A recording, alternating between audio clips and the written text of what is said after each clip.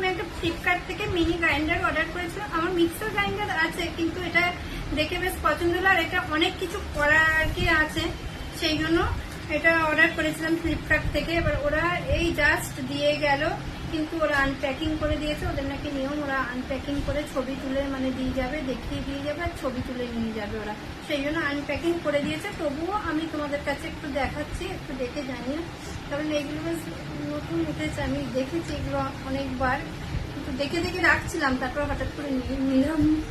এইটা মনে হয় স্মুদি করার, আমি ঠিক জানি না, এখনো করা হয়নি কোনটা কি করার। আর এইটা মনে হচ্ছে জুস করার, আর এটা মনে হয় চাটনি মশলা এইসব পেস্ট করার।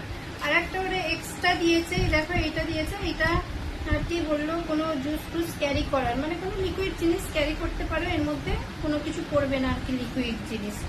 এটাও দিয়ে বেশ অনেকগুলোই দিয়েছে গো জিনিস, আমার তো খুব পছন্দ হয়েছে, খুব ভালো লেগেছে। আর এই যে মেশিনটা, একটু দেখে জানিও তোমরা, তোমাদের কেমন লাগলো। আমার তো খুব ভালো লেগেছে, তোমরা দেখে জানিও।